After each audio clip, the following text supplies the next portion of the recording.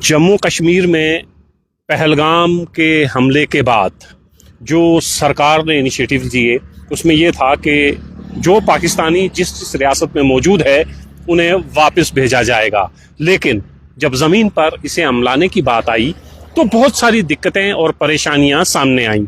अभी 27 साल से एक शख्स नौकरी कर रहा है पुलिस डिपार्टमेंट में, जम्मू के अच्छे थानों में वो मुंशी रह चुका है, और फिर अचानक 2 दिन पहले खबर मिलती है कि अब आप बोरिया बिस्तर बांधिए, आपको वाघा बॉर्डर से पाकिस्तान भेजा जाएगा।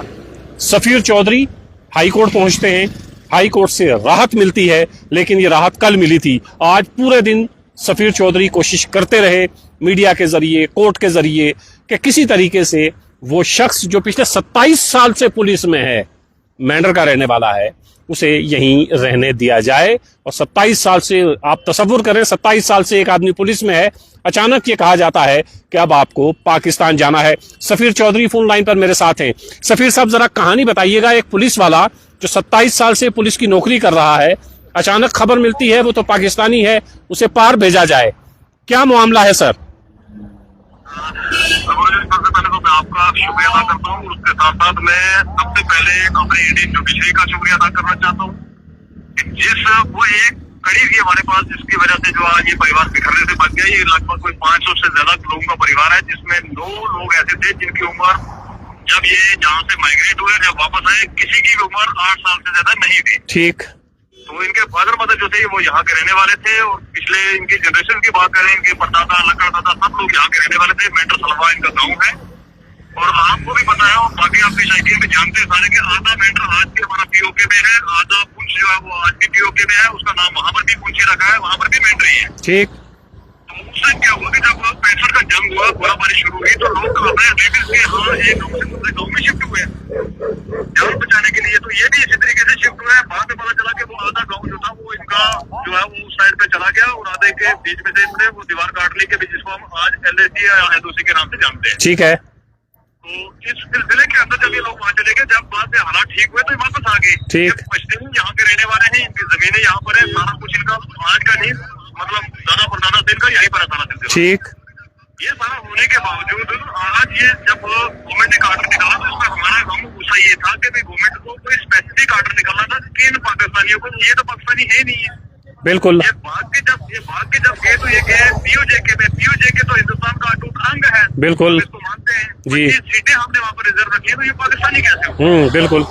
इसके ऊपर हमारा गम गुस्सा था। हम हाई कोर्ट पहुंचे, ऑनरेबल हाई कोर्ट के सामने आने आपने गुहार लगाई, और ऑनरेबल हाई कोर्ट ने जो है इसके ऊपर फैसला दिया। वो कल शाम को फैसला आ गया था, लेकिन एडमिनिस्ट्रेशन का ये कहना था कि ये फैसला जब तक हमारे पास पहुंचेगा नहीं, और लॉ एनफोर्समेंट एजेंसी को ये था कि इसको कि नहीं, जब तक हमें इसको डीसी साहब या डिविजनल कमिश्नर साहब कोई ऑर्डर नहीं भेजेंगे, तब तक हम इसको एनफोर्स नहीं कर सकते। सफीर साहब, एक चीज ये बताइएगा, जब ऑनरेबल हाई कोर्ट से कल आपके पास फैसला आया, लेकिन आज दिन भर हम देखते रहे कि आप दौड़ते रहे, तो कोर्ट के फैसले के बाद फिर आपको दोबारा मेहनत क्यों करनी पड़ी, क्यों दौड़ना पड़ा दोबारा? उसके में एक बात बताना चाहूंगा कि सुबह जब ऑर्डर हमें 8:30 बजे डाउनलोड किया, और सबसे पहले मैं शुक्रगुजार हूँ कुछ के लड़के जिनके अंदर खासकर मैं कहना चाहूंगा एजाज जी का, एजाज के टीचर है वहाँ के, तो उनको मैं कहना चाहूंगा कि भाई उन्होंने काफी सारे लोगों के साथी और बाकी सब मेरे को नाम बताया, केस साहब के पास पहुंचे ऑर्डर लेके, और केस साहब ने रिक्वेस्ट किया कि जी इसको SSP साहब करेंगे जी।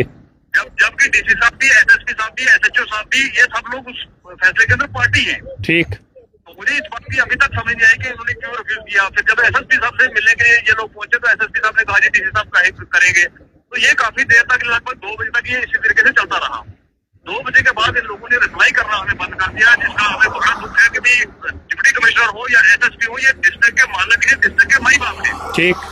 जब DC साहब के ऑर्डर होने से उनको डिटेन किया जा सकता है, उठा के पाकिस्तान भेजा जा सकता, तो उन्हें DC साहब के ऑर्डर से उनको वापस क्यों नहीं लाया जा सकता, ये हमारा सवाल था इन्हें। ठीक। दिन बाद, लेकिन फिर भी मैं शुक्रगुजार हूँ अल्लाह ताला का, और शुक्रगुजार हूँ अपने सभी तमाम साथियों का। इनके अंदर खासकर नाम लेना चाहूंगा मैं, इरफान जी है, लॉ ऑफिसर है जम्मू कश्मीर हाई कोर्ट में। उनकी बहुत मेहनत है इसके पीछे, ये सारा कुछ सभी से अकेला नहीं कर सकता था। उसके बाद एडवोकेट जी है, सोशल पॉलिटिकल एक्टिविस्ट है, बहुत बढ़िया काम किया उन्होंने। तो पूरे 3 दिन से लगभग हम 3-4 लोग। सफीर भाई, आप ये बताइएगा अभी फिलहाल क्या है, वो जिसको वाघा बॉर्डर तक पहुंचा दिया गया था उनको, या कहीं रास्ते में रोका था, फिलहाल क्या स्थिति है? मेरा ये स्थिति है जी, मैं बताना चाहूंगा आपकी शायकीन को भी, तमाम को, और आपको भी, तमाम लोगों को मुबारक हो, मीडिया को मुबारक हो कि वो अभी जो है बॉर्डर बॉर्डर से उनको वापस रिलीज किया गया है। जम्मू की तरफ जो है जो पुलिस लेके गई थी वही पुलिस जम्मू की तरफ लेके उनको आ रही है। ये अभी तक की जो अपडेट है। सफीर साहब, बहुत शुक्रिया आपका, आपने वक्त दिया। ये सफीर चौधरी थे, इन्होंने बहुत मेहनत की। एक शख्स जो पिछले 27 साल से पुलिस में नौकरी कर रहा है, आनन फानन उसको बॉर्डर पहुंचाया जाता है और ये कहा जाता है क्योंकि ये इसके फोर फादर, इसके फादर या इसके दादा कभी पीओजेके की तरफ गए थे, जो हिंदुस्तान और जम्मू कश्मीर ये मानता है कि वो हमारा हिस्सा है, लेकिन रहने वाले यहीं के हैं, ज़मीन यहीं की है। और 27 साल से पुलिस की नौकरी कर रहा है। उसे पाकिस्तान भेजने की तैयारियां हो रही थी, लगभग मुकम्मल हो चुकी थी, ऑर्डर हो चुका था, डिटेन कर लिया गया था, लेकिन ऑनरेबल हाई कोर्ट की मुदाखलत के बाद बिलाखिर बकौल सफीर चौधरी जो बता रहे हैं कि अब उन्हें वापस जम्मू की तरफ लाया जा रहा है। ये ताज़ा अपडेट है।